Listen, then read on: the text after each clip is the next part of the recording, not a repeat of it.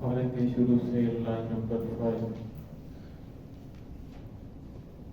सूरह माइदा की आयत नंबर 84 से अऊज़ु बिल्लाहि मिनश शैतानिर रजीम बिस्मिल्लाहिर रहमानिर रहीम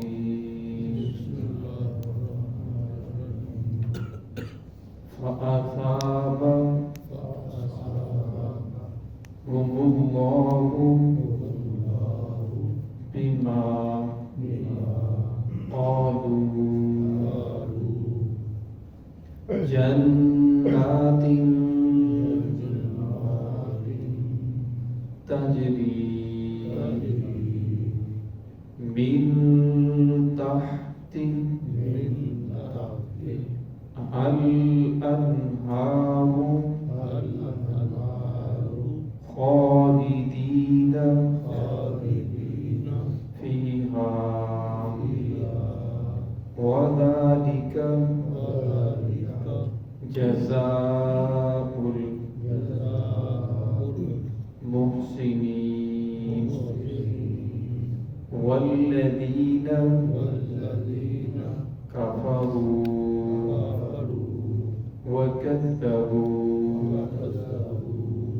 बिआयातिना उलाइका अस्हाबुल जहीम या अय्युहल्लज़ीना आमनू ला तुहर्रिमू तय्यिबाति मा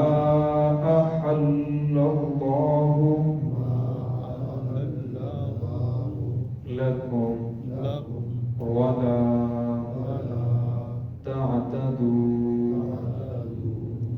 इन्नल्लाहा ला युहिब्बुल मुअतदीन वकुलू मिम्मा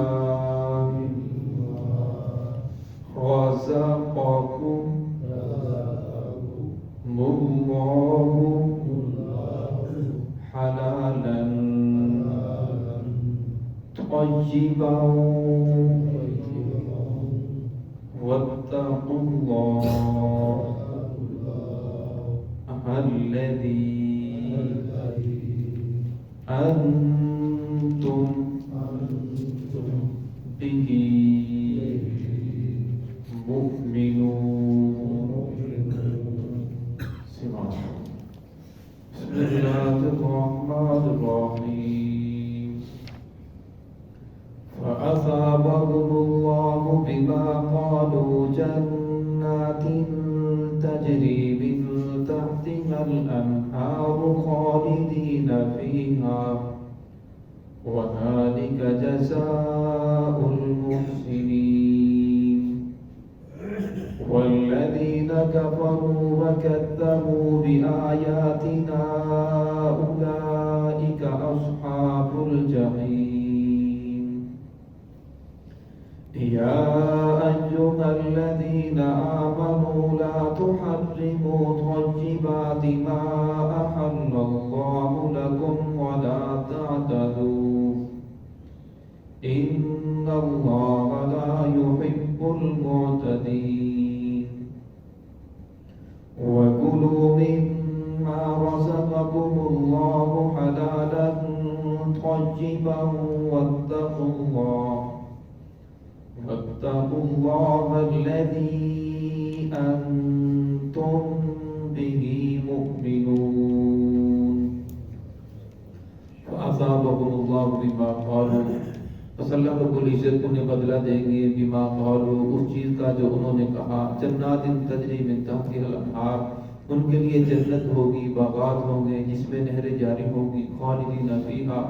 हमेशा हमेशा रहेंगे। وذالک جزاء المحسنین، اور یہ بدلہ ہے نیکی کرنے والوں کا۔ والذین کفروا، وہ لوگ جنہوں نے کفر کیا، وکذبوا، اور جھٹلایا بآیاتنا، ہماری آیات کو، اولئک اصحاب الجحیم، یہی لوگ ہیں دوزخ والے ہیں، شعلے مارنے والی آگ کے اندر رہیں گے۔ یا ایھا الذین آمنوا، اے ایمان والو، لا تحرموا طیبات، نہ حرام کرو طیبات، پاکیزہ چیزوں کو، ما احل اللہ لکم، جو اللہ رب العزت نے تمہارے لیے حلال کی ہیں، ولا تعتدوا، حد سے تجاوز نہ کرو، ان اللہ یحب المعتدین، بے شک اللہ رب العزت پسند نہیں کرتے حد سے تجاوز کرنے والوں کو۔ وَكُلُوا مِمَّا رَزَقَكُمُ اللَّهُ، کھاؤ وہ جو اللہ رب العزت نے تمہیں رزق دیا ہے، حلالا طیبا، حلال اور پاکیزہ، واتقوا اللہ، اللہ سے ڈرتے رہو، الذی انتم بہ مؤمنون، وہ جس کے نام پر، جس کے اوپر تم ایمان لے کر آئے ہو۔ اس پہلی آیت کا تعلق گزشتہ آیات کے ساتھ ہے کہ ان لوگوں نے جب اللہ رب العزت کی ذات کے اوپر ایمان لے کر آئے اور اپنے آپ کو دین اسلام کے سپرد کر دیا، تو فرمایا پھر اللہ رب العزت نے بھی ایسے لوگوں کو محروم نہیں رکھا، بلکہ اللہ رب العزت تو 100 سالہ کافر بھی اگر کلمہ پڑھ لے تو اس کے بھی سارے گناہوں کو معاف کر دیتے ہیں۔ فرمایا یہ بھی کافر تھے، عیسائی تھے، لیکن جب دین کی سمجھ آئی تو اللہ رب العزت نے پچھلے سارے گناہوں کو معاف کر دیا اور انہیں اپنے محسنین نیک بندوں کے اندر ان کو شامل کر لیا۔ تو فرمایا اسی طرح مگر مسلمان گناہگار ہو جب توبہ کرتا ہے تو اللہ رب العزت سارے گناہوں کو معاف کر دیتے ہیں۔ فرمایا زمین آسمان کے خلاف جو جتنا خلا ہے، اگر انسان گناہ کر کے بھر دے، پھر بھی جب اللہ کے دربار میں آتا ہے، معافی مانگتا ہے، تو اللہ بڑے غفور رحیم ہے، اسے جتلاتے نہیں تو نے فلاں کیوں کیا، فلاں وقت تو نے ایسا کیوں کیا، اس وقت تجھے نہیں پتہ چلا، اللہ رب العزت فوراً انسان کو معاف کر دیتے ہیں۔ وذالک جزاء المحسنین، فرمایا اللہ تو نیکی کرنے والوں کو پسند فرماتے ہیں۔ والذین کفروا وکذبوا بآیاتنا، فرمایا وہ لوگ جو سب کچھ جاننے کے باوجود، سمجھنے کے باوجود پھر بھی وہ کفر کرتے ہیں، کذبوا بآیاتنا، ہماری آیات کو جھٹلاتے ہیں، دین اسلام پر چلنے کے لیے تیار نہیں ہیں، اولئک اصحاب الجحیم، فرمایا یہی لوگ آگ والے ہیں، یہی لوگ دوزخ والے ہیں۔ جہیم کہتے ہیں ایسی آگ کو جو شعلے مارنے والی ہو، تو اس وجہ سے اسے دوزخ مراد لیا ہے، وہ شعلے مارنے والی آگ کے اندر رہیں گے۔ یا ایھا الذین آمنوا لا تحرموا طیبات، اس آیت کا شان نزول یہ ہے، اس آیت کے اندر، اور ہمارے زمانے میں بھی کچھ لوگ، اس آیت کے اندر کچھ لوگوں نے یہ عقیدہ بنا رکھا تھا کہ اگر اللہ کا قرب حاصل کرنا چاہتے ہو تو تمہیں جو لذیذہ چیزیں ہیں وہ چھوڑنی پڑے گی، اچھا لباس چھوڑنا پڑے گا، اچھا کھانا چھوڑنا پڑے گا، گھر بار بھی بچے چھوڑنے پڑیں گے، جا کر جنگلوں کے اندر رہنا پڑے گا، پھر اللہ رب العزت کی ذات کا تمہیں قرب حاصل ہوگا۔ اور کچھ جو ان کے پادری تھے، انہوں نے اپنے اوپر انڈے کو، مچھلی کو، گوشت کو حرام کر رکھا تھا کہ اس کے کھانے کی وجہ سے شہوت آتی ہے، تو اللہ رب العزت نے ان چیزوں سے منع فرمایا۔ فرمایا اسلام لا رہبانیت فی الاسلام، اسلام کے اندر رہبانیت نہیں ہے کہ سب کچھ چھوڑ کر ہر چیز سے الگ تھلگ ہو کر علیحدہ جا کر کسی کونے کے اندر بیٹھ جانا اور اللہ کے بارے میں مصروف ہو جانا۔ فرمایا بلکہ اسلام اس دین کا نام ہے کہ انسان سب کے ساتھ مل جل کر رہے، اللہ نے جو نعمتیں دی ہیں ان کو استعمال کرے۔ اور ایک روایت کے اندر آتا ہے، عائشہ صدیقہ رضی اللہ عنہا اس کی راوی ہیں، فرمایا کہ کچھ لوگ ام المؤمنین کے پاس آئے، صحابہ کرام میں سے، انہوں نے پوچھا کہ رسول اللہ صلی اللہ علیہ وسلم کی عبادت کے بارے میں، تو انہوں نے بتایا آپ صلی اللہ علیہ وسلم رات کو یہ عبادت کرتے ہیں، تہجد کے وقت اٹھتے ہیں، یہ عبادت کرتے ہیں۔ تو ان لوگوں نے رسول اللہ صلی اللہ علیہ وسلم کی عبادت کو معمولی عبادت سمجھا، یہ تو بہت تھوڑی عبادت کرتے ہیں۔ پھر وہ کہنے لگے رسول اللہ صلی اللہ علیہ وسلم تو بخشے بخشائے ہیں، وہ تو عبادت نہ بھی کریں تو لہٰذا انہیں تو عبادت کرنے کی ضرورت نہیں، تو لہٰذا ہمیں عبادت کرنی چاہیے۔ اگر ہمیں جنت ملنی چاہتے ہیں کہ ہمیں جنت مل جائے تو ہمیں بہت زیادہ عبادت کرنی پڑے گی۔ تو ان میں سے ایک نے قسم کھا لی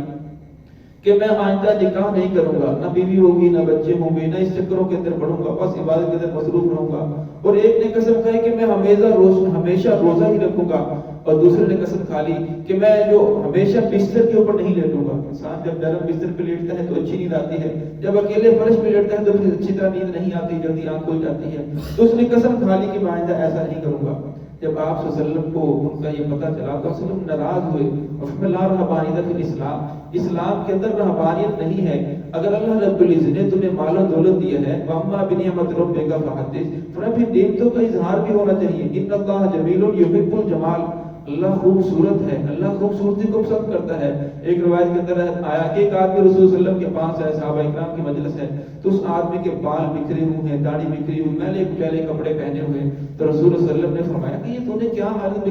بنا رکھی ہے، اچھے کپڑے پہنو، اگر آپ کے پاس وہ کنگا نہیں ہے تو اسے تو صاف ستھرا دھو کر تو پہنو، اور فرمایا اپنے بالوں کو، کسی کے پاس کنگھی نہیں ہے، کوئی سے کنگھی دے کنگھی کر لے، کسی کے پاس صابن نہیں ہے یہ آدمی نہا لے۔ تو آپ سے تنبیہ فرمائے کہ ایسے نہیں رہنا، بلکہ دین صاف صفائی، دین اسلام کے اندر یہ چیز شامل ہے کہ صاف ستھرا رہنا یہ ایمان کے اندر داخل ہے، یہ دین اسلام کے اندر داخل ہے۔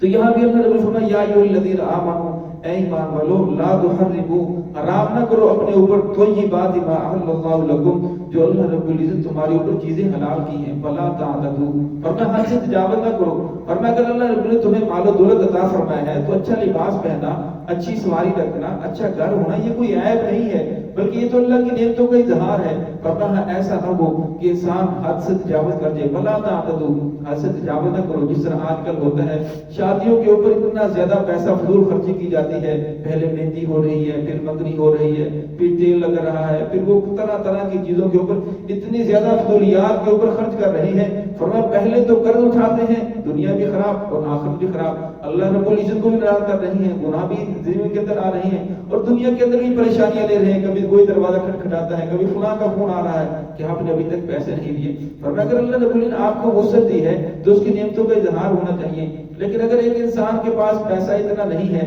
فرمایا اسے سادہ زندگی گزارنی چاہیے۔ فرمایا پیسہ نہ ہونے کے باوجود لوگوں کے سامنے اپنے آپ کو بڑا ثابت کرنا چاہتا ہے، بڑا دکھنا چاہتا ہے، فرمایا ایسے لوگوں کو اللہ رب العزت پسند نہیں فرماتے۔